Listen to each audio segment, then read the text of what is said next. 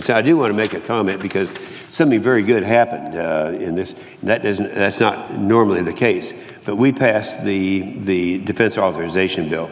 And, you know, here we are in the midst of over 2 decades of wars, and we're being challenged on all fronts, from national states to terrorist organizations, extremists, to cyber and lone wolf attacks.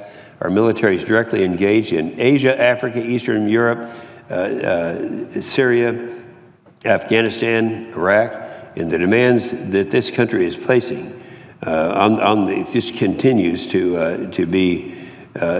increase, greater than anything I've ever seen in the years that I've been here, and probably the greatest in history, in terms of the numbers of threats to America from different countries that are out there. Today, or it was yesterday, I guess, we voted to pass the National Defense Authorization Bill, the NDAA, for the 54th consecutive year. I've been worried. The last few years, we ended up passing it, not this early, but passing it in December. Now, if we'd gone to December 31st in those years, or even in this year, all of a sudden our kids wouldn't get hazard pay, they wouldn't get re-enlistment bonuses, and we couldn't let that happen. And so I'm glad we did it earlier this year. I think that's the most important bill that we pass every year. It's our constitutional duty to provide the nation's defense and exercise oversight over the president and his administration. You know, there's an old worn-out document that nobody reads anymore. It's called a Constitution. If you read Article 1, Section 8 of the Constitution, it tells us what we're supposed to be doing here. Number 1, defending America, and number 2, roads and highways. I'm very glad that we passed the highway bill, and it's over, and I just came from the House, and I hope that I'm optimistic that they'll be able to pass it over there too. But nonetheless, the most important thing is defending America. It's our constitutional duty to do it. The NDAA, that's the Defense Authorization Act, contains provisions that take care of our military men and women, the pay, the benefits, the bonuses, the new starts, the re-enlistment bonuses, the military construction, all of this stuff. And this bill addresses things like additional protections for victims of sexual assault. And it's a good bill that most of the members of this committee have been to the floor today and have talked about it. And I just want to mention a couple of things that are there that may have been overlooked by some of the other speakers.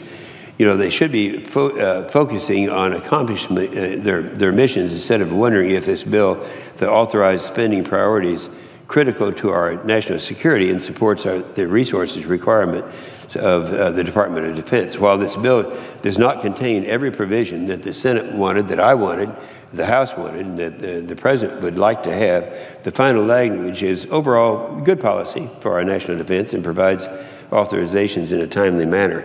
This vital piece of legislation sets a course for our national security and provides for our nation's nearly 2.1 million all-volunteer force. You know, I was a product of the draft many years ago. I've often said that, you know, that's one of the things that this country probably ought to go back to. We wouldn't have a lot of the problems today if we had kids had to go through and the discipline and appreciation for our country. But nonetheless, this is all a volunteer force, and it's worked beautifully. As I go over and I sit down, I make it a point when I go to Afghanistan or Iraq or Africa, these places where we have troops stationed, to sit down in the mess halls or go out in the field and eat with them and listen to the problems that they have, and try to boost them up a little bit, because they know under this administration that I've called the disarming of America, that defending America is not the high priority that it should be.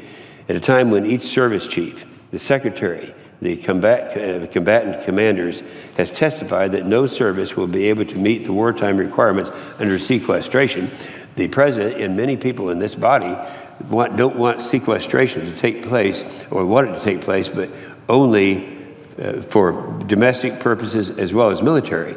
And we're saying this is where the problem is. Let's look at Secretary Carter, our Secretary of Defense. He said just recently, quote, "Readiness remains at troubling levels across the force." And even with the fiscal year 2016 budget, the Army, Navy, Marine Corps won't reach their readiness goals until 2020, and the Air Force until 2023. And at a time when Secretary Hagel says, and listen to this, Mr. President, I don't know why more people in America didn't hear this, This was the Secretary of Defense, Secretary Hagel. He said, quote, "American dominance on the seas, in the skies, in the space can no longer be taken for granted." This is America. And people are thinking that, you know, the president might even veto this bill. It's at a time when Admiral Winfield is Vice Chief of Staff. He says, quote, "There could be, for the first time in my career," this is an admiral, "instances where we may be asked to respond to a crisis, and we have to say that we cannot." At a time when General Dempsey, the chairman of the Joint Chiefs of Staff, says we are putting our military on a path where the force is so degraded and so unready that it would be immoral to use it. And of course, General Dempsey labels it unlike any time in his lifetime. So the passage of this legislation is absolutely necessary, and we have passed it. We've done the responsible thing in the House, and I think we need to be sure that we use the full pressure to make sure that the president does not veto this bill, because he is toying with a veto. You know, we've never seen anything like this in the history of this country. We have a level of threat to America, and we're going to have to make sure that we pass this bill. I'm very proud that it passed by the majority it passed in the United States Senate.